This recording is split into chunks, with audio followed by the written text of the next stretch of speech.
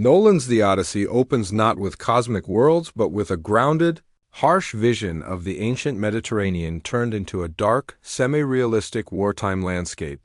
The Trojan War has just ended after 10 brutal years, and King Odysseus of Ithaca stands among the smoldering ruins of Troy, exhausted, hollow, and burdened by the choices that helped win the war, including the strategy of the Trojan horse.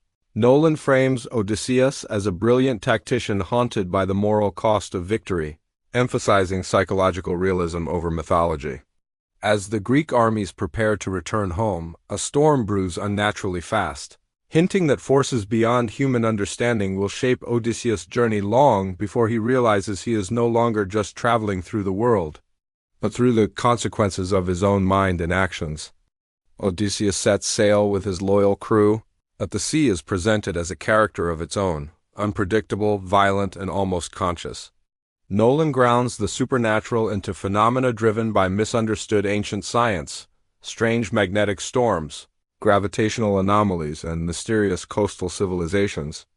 The first disaster strikes when Odysseus' fleet encounters an island covered in poisonous flowers whose scents alter memory and judgment, Nolan-esque reinterpretation of the Lotus Eaters. The crew becomes lethargic and delusional, falling into visions of home that feel painfully real.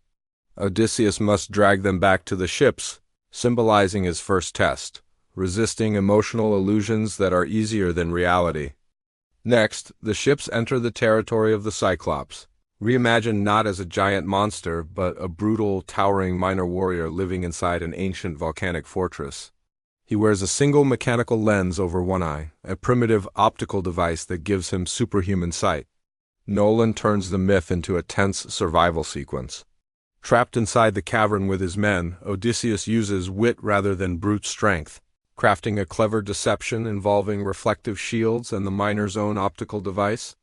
The escape is brutal and leaves the Cyclops blinded, swearing vengeance. This becomes the first moment where Odysseus' tactical brilliance directly creates future danger.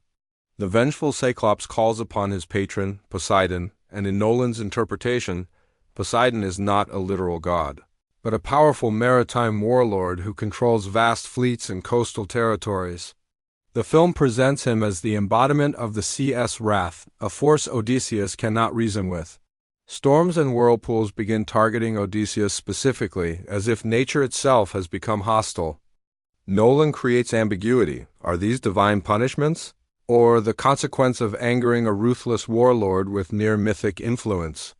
The line between myth and grounded realism blurs.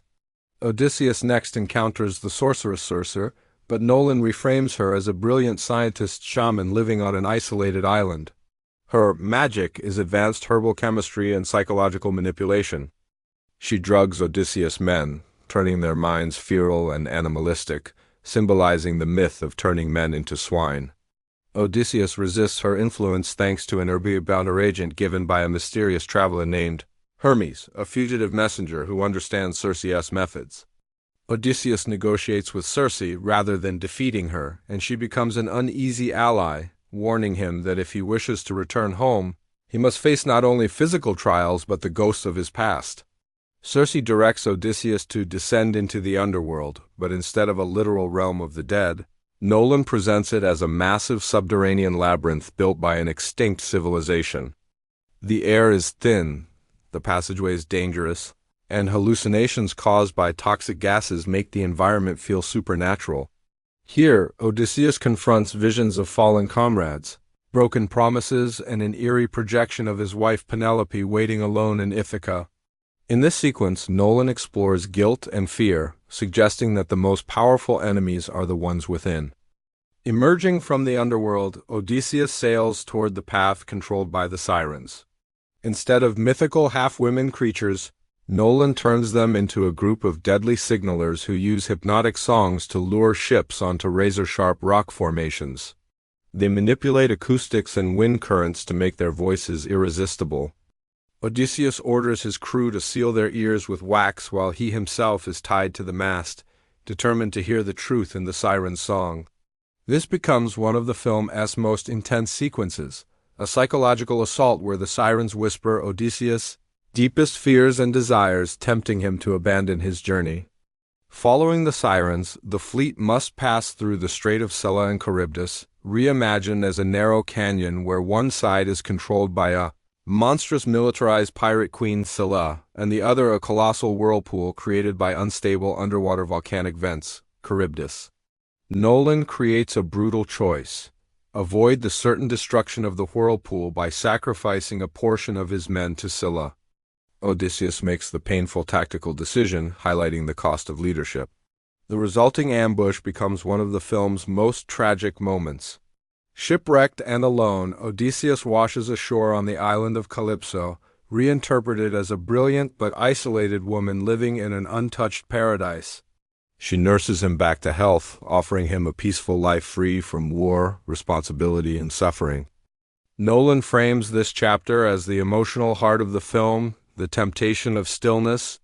Odysseus nearly gives in, exhausted from the endless trials, but ultimately realizes that peace without purpose is another form of imprisonment. He leaves strengthened by the knowledge that he must choose his fate, not escape it. Odysseus finally returns to Ithaca in disguise, discovering his home overtaken by corrupt nobles competing to marry Penelope. Nolan frames the climax as a quiet but explosive confrontation driven by strategy, not spectacle.